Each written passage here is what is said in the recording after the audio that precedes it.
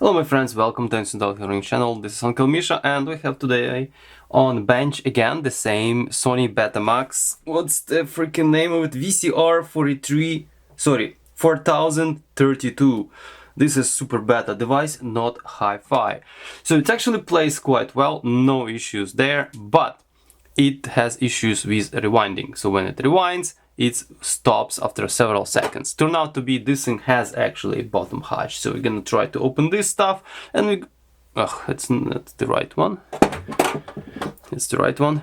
We're gonna take a look what's going on. Maybe we're gonna take a look also at the motors.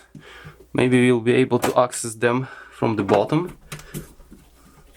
So the real motors, that's our interest to see. Maybe there is an issue with the real motors or motor. It actually plays back and rewinds quite well. So forwards, not rewinds, quite well. So no issue there. So I'm curious what's going on with rewind. So I haven't used any other tapes, but I do believe this unit should be more than capable of properly rewinding with any tape. So there is something wrong there. Okay, it's very easy to just slide and somehow lift this. Here, I can grab right here. Okay, we see right away our real motor. Everything is... Oh wow, this is pretty cool. What is that? This is capstan motor, I assume. That is the... no, I don't know what it is. So there's so many motors. Look, one, two... this is head motor, okay? I'm wrong. This is... I have no idea. This is some sort of device to pick up. Yeah, some kind of pickup. What is this?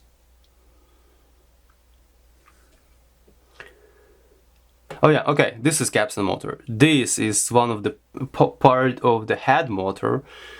This is, I don't know. This is the cassette loading motor. This is real motor. So there is an issue here, and looks like this real motor is just direct. It's not like any kind of belts involved. All right, we have also here some kind of UHF unit, highly likely. So this is not of our interest today. And here's our power supply part, and looks like everything is good on this side. Nothing really wrong here.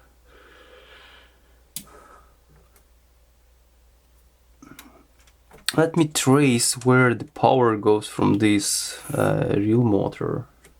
There's also a little resistor right here. Is everything good with it?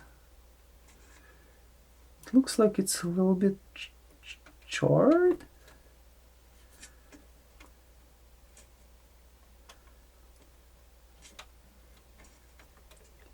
I'm curious why. First of all, why it's glued. I don't know, maybe it's glued on purpose. It's not charred, just glued.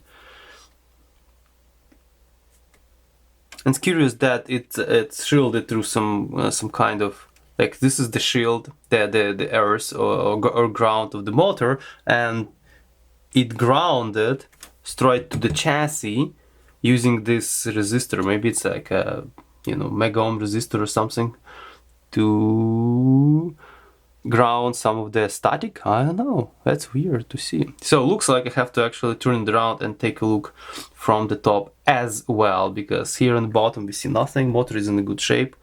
Yep. I wanted to actually trace where this goes. So gray and brown.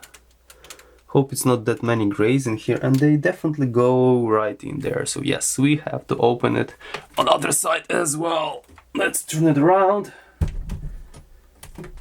Looks like this device is... it's really heavy actually. I'm gonna open this lid. Alright, I have a little revelation. So, turned out to be it's not rewinding at all. It just tries, it slowly moves, like super slow, like me, and that's it. So, looks like we have either issue with the belt or with the idler. So, potentially there is a two spools, you know, this left, right, you know, left one and right one. and there is a idler, so it goes into this way, and it depends where you're rotating, or this goes into this way and depends where you're rewinding. Forward works quite well, reverse does not. So yeah, so this is the issue. That's mean, oh, I don't want to do that, but that means, yeah, it's another one, and this belt is probably slipping as well. Yeah, let me try to do it again. Yeah, you see that? It's spinning.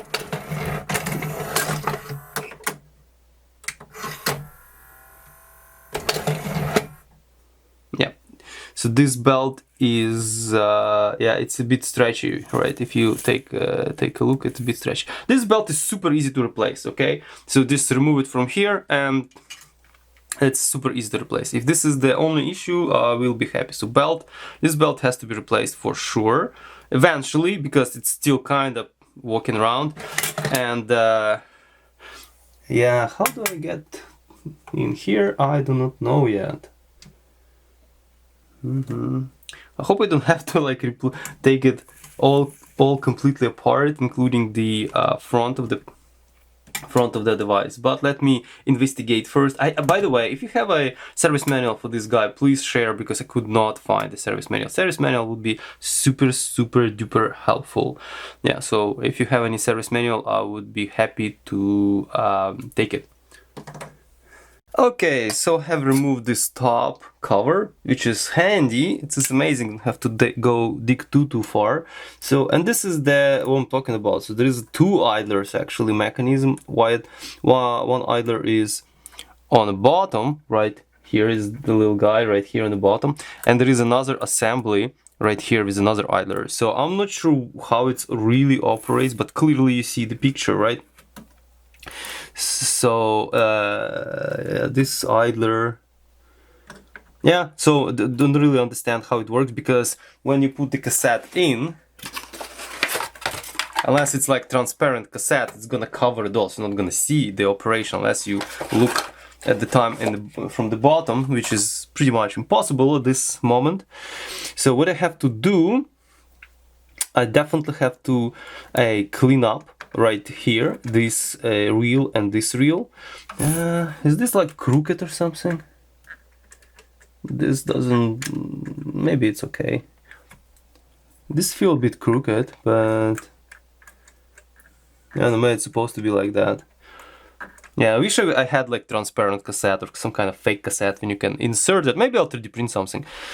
Insert it and like this big opening right here, and I can really see what's going on. That's an interesting idea. By the way, this thing gives me access to the rollers, which has to be cleaned up. So that's going to be definitely done, and things can be lubricated. Here is lots of gears. It's actually some dry lube right here on this gear. This looks like a clutch assembly of a sword. That's pretty cool. Anyways, let's put it back where it was. There is some other places. My god, a lot of mechanical parts here. A lot. And some of them are, what is this? Yeah, there's some kind of crud in here. That has to be cleaned up as well. Nothing too bad, but anyways. So what I'm gonna do? So I do have rubber renew compound. So I'm gonna apply a little bit of rubber renew on those two idlers. All right. Technically, I can even... Oh, there's another teeny tiny belt here. Okay.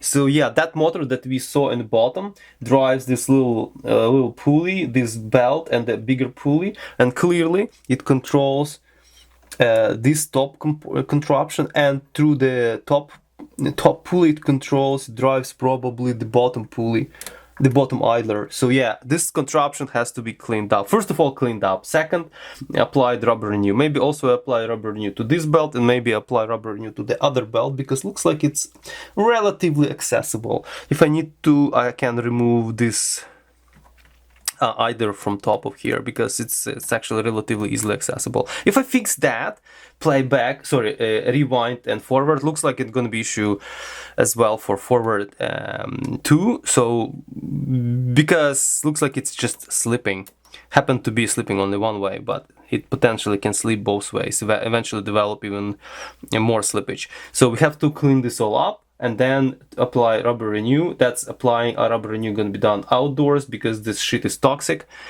And also maybe I'll see what I can lubricate just to improve the, you know, for example, some slides here, some gears here, slides over here. They looks like all dried up, like over gearing is over here. There is a gear here and similar to this side.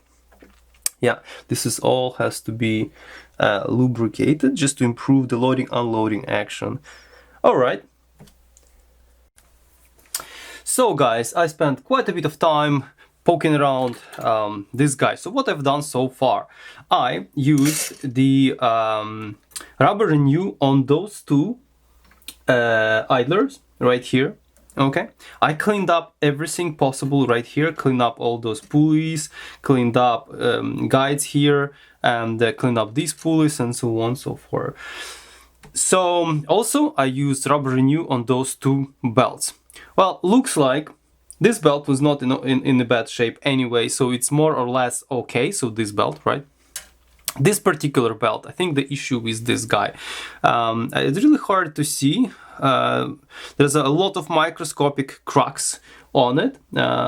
Yeah, so essentially this belt is very stiff and a little bit stretched, plus also has tons of cracks. And also I tried to kind of put it inside out. This is the only thing I have left, but okay, I don't know if you see it.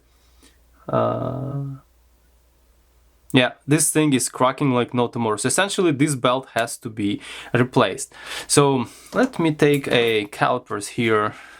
I'm gonna see what's the size of this belt in order to order a new one. It's not the most precise method to calculate the belt dimensions, but something like that. I think it's like 6, yeah. Because the problem is you don't know how far you're gonna stretch it, right? So that's the thing, but at the same time it's not thin enough to measure it, so there is also some radius here. Yeah, so I have another way of actually checking this up. Roughly, my idea is to make it like a circle and get the radius of the diameter of the circle, inner obviously diameter. So it's sort of 20 millimeters. So if you use the circumference equal pi multiplied by diameter, we're gonna have roughly how many? So 20 millimeters multiplied by 3.15, 14, 15. We're gonna have, yeah, about 61 millimeters. So yeah, so 62 millimeters to be precise. So we have to find a belt which is, let's say, 61 millimeter, or maybe close, a little bit less than that, just to make sure we account on stretchiness of this particular belt. So let's check the thickness of this belt. It's 1.65. Yeah, so this belt is 1.65. So we have to get, it's a square belt, by the way. It's a square belt, so it's, let's check another, yeah, square belt. Yeah, okay. So we have to get 60 or 61 millimeter long and 1.6 millimeter thick square belt. So let's check this guy just for the reference. So this belt is substantially longer. I already tried to measure it, and it runs at about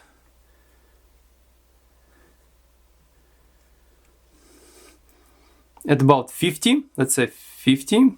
Don't want to stretch it too far. Okay, so 100 millimeter long belt, and the thickness of it gonna be 2, I think. Yeah, 1.9. Well, we can round it up to 2.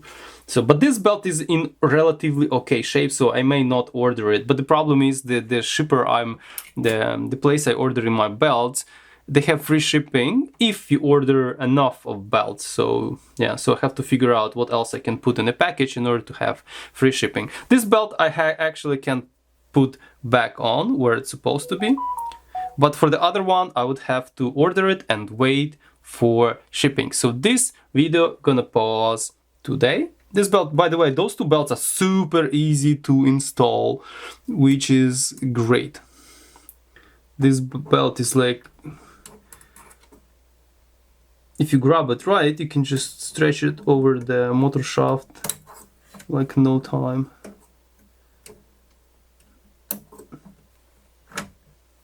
No, actually it's better to start from the far end. Yeah. So this I can leave. It's sort of, kind of sometime sticks.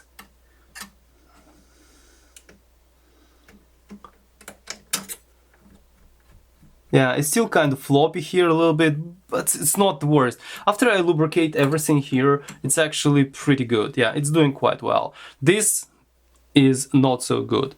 Even after I clean up everything here, lubricated whatever I could or whatever I needed to, it's still not good. Yeah, so this belt is gone. I'm still gonna put it back on, which is not hard as well, just to not lose it. But you know, yeah, it was better to actually do it without the other belt, but still can be done. Anyways, I'm gonna put it on, and then I'm gonna assemble this back together and wait for the shipment of belts. So guys, this is to be continued.